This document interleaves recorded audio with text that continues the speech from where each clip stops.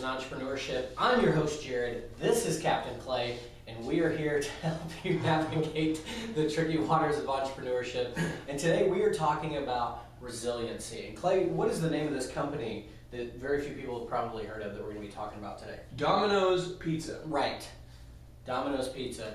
And in fact, we're going to be talking today about 20 reasons why Domino's should not be around today.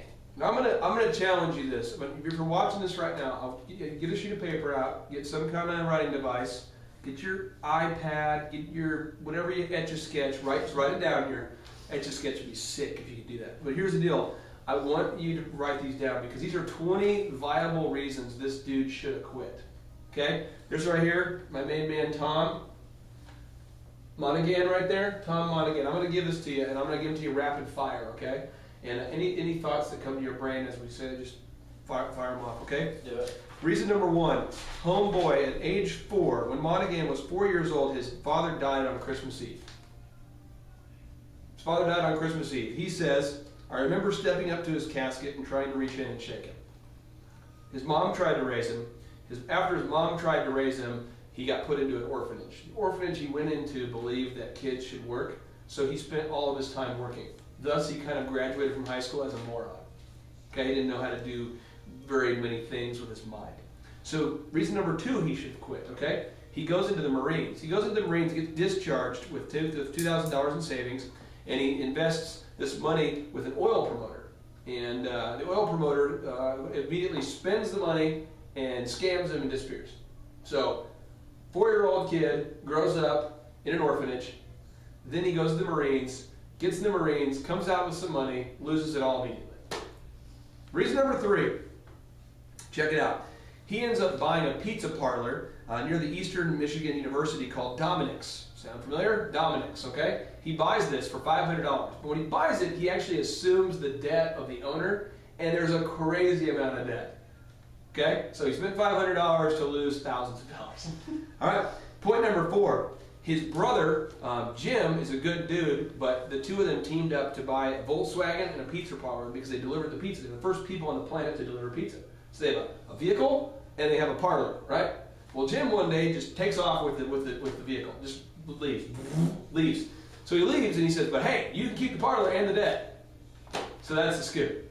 That's reason number 4. Okay? Point number 5. He realizes that if anything's going to happen, it's up to him because no one else works for him anymore. It's just him. Everybody loses all the employees. So it's just him now. Okay, point number 5. So he's down now to all of his people. He lost all his people.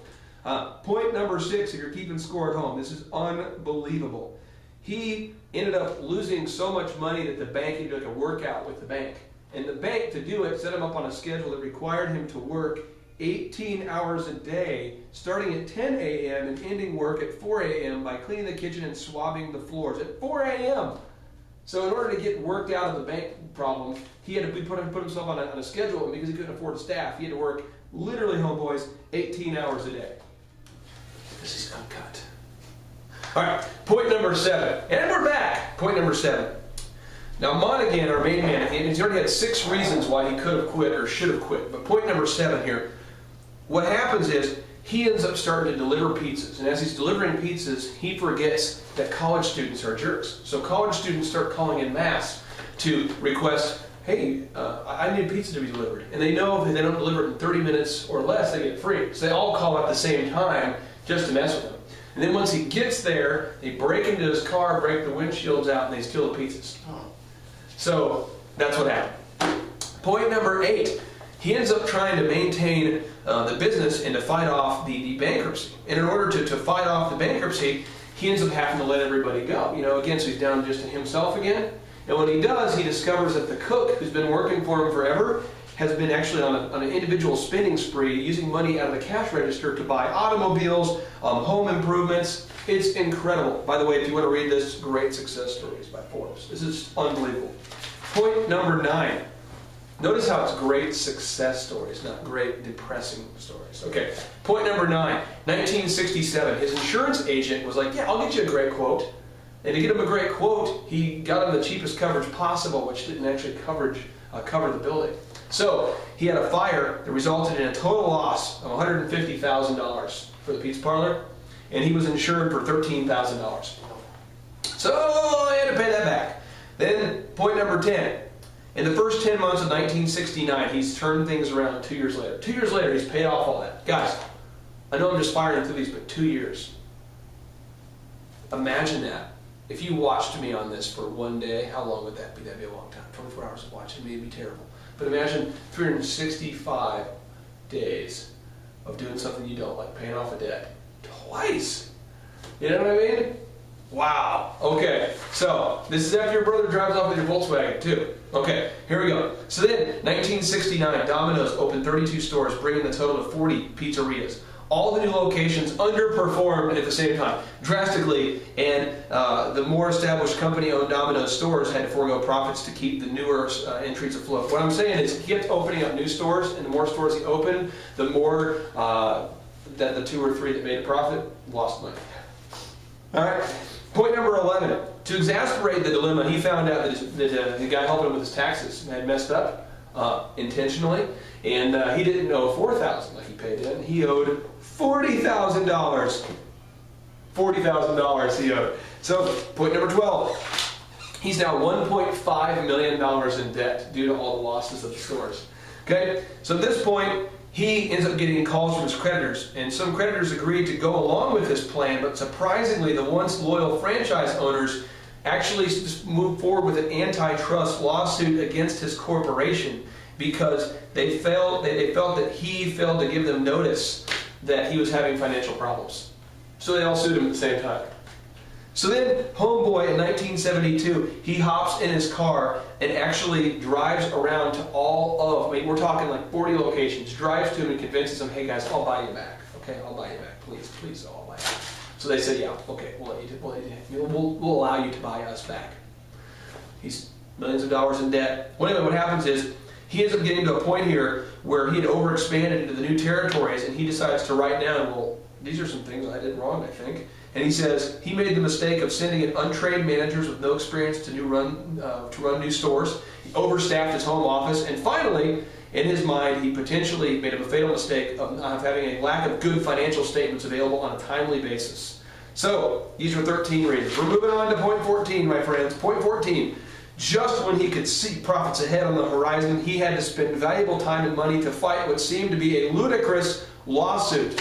What happened is he ran an ad that offered $1 pizzas. $1 pizza, for one night, you can get a pizza for $1, and it ended up turning into a Super Bowl commercial. Back before Super Bowl commercials were millions of dollars. And so he sold $3,500 of pizzas on one night. 3,500 pizzas, on one night. Well, here's where it gets crazy. He sells 3,500 pizzas, and some guy's watching TV going, that's the name Domino's. That's our name. We should sue him. So a guy who owns a company called Domino's, they make sugar packets, sues him for trademark infringement. You can see how sugar packets and pizza are similar. So he ends up getting into a lawsuit. Point 15, he ends up finding out that his executive vice president is trying to convince all of the owners, the local franchise owners, to get out of the business, or the corporate guys to quit. So he has to fire this homeboy, okay? Then in point 16, once again, he was faced with a franchise mutiny, and again, the venom was expressed in a lawsuit. The owners claimed they were paying royalties on a Domino's name that the company no longer could use because of the the lawsuit that was going on with the sugar packet people. All right, point number 17. He loses the court case. He has to change his name, and it costs $2 million to change everything from Domino's to whatever the new name would be. Pizza Dispatch. So he starts changing the name and everything, and then he wins. Overturns. Now he has to spend another $1 million changing it all back. Oh yeah. Point 18. We're still going, folks. Point 18. Domino's market share of the delivery business dropped from 54% to 16% after he announced that he had read the book Mere Christianity by C.S. Lewis, and he had a rude awakening. He said, I felt suddenly trapped by the enormity of my possessions. Reflecting, I lay awake virtually all night, and I realized I had more pride than any person I know. I took a millionaire's vow of poverty. He basically became like an extreme, he felt like he had to be in poverty to be a Christian. He had a religious moment, he wasn't sure how to deal with it. And so he's like, well, I'm going to have to sell the company and give it all away. But when he does it, instantly nosedive market share. People start quitting left and right. So, point 19. He ends up going, okay, after 2.5 years of just awful things. Like, all right, I'm coming back. Here we go. So for the next 2.5 years, Domino's floundered on the choppy seas of indecision and absentee ownership. It would seem that at this juncture in his life, with the big crisis threatening his wealth and his reputation, that Monaghan might have caved in and bailed out. But he relied on his renewed faith to confront the disaster. Without a sale forthcoming, Monaghan had no choice but to take over the helm and return to the CEO position. And by 1902, the company faced a technical default of nearly $200 million in debt. Oh! Then, point 20, Domino's was hit by a lawsuit by a St. Louis woman who claimed that the drivers had to rush to deliver her pizza within 30 minutes. Therefore, they were not paying attention while driving. And when they hit her, the court ruled in her favor and he lost $78 million. A $78 million lawsuit. This is at the same time that he's facing a default of $200 million. For a total of $278 million. And then he says, he just can't quit. Everything about me was pride going back to my childhood. I was always the most competitive guy in sports. Why? Because I wanted to impress people. I didn't do it because God wants me to do it. I came to the conclusion that I should be impressing God and not other people. After 5 years of cost cutting and realigning the company, Domino's achieved steady sales growth, and Monaghan had worked another miracle, saving his company from the jaws of defeat. So what he's saying is, like, without God, he had worked hard to make all this money and it was like an empty thing. And he decided, like, you know what? I grew up as an orphan and I now have to do good for the world. I got to help people out. So he ends up now, towards the end of his life, it was 1998. Now, we started talking about these problems in the 67. He ends up turning it all around through his sheer will, he thinks, and he gets to a point where he can't do anymore. Then he plugs into the source and he's like, you know what? I'm going to turn this company around so I can give this money away to help out orphans and help out Catholic charities. He ends up doing a complete turnaround, and in 1998, he sold the company for $1 billion to Bain Capital, a Boston-based equity company, leaving him with a personal fortune of $900 million. In the big rush of the 1990s economic boom, the company had found a buyer, and Monaghan would finally exit with pride and profit. Okay, so when asked what advice he would give business people who are experiencing the occasional downturn in their careers, he replied, "You just can't quit. Keep going. Make projections over and over again. Escape into fantasy if that's helpful. Then after you make the projections, you try to achieve the results." Folks, I'm telling you this guy had 20 reasons. This guy, I'm coming back to him so you can look at his face as we fade to black like a Jay-Z album.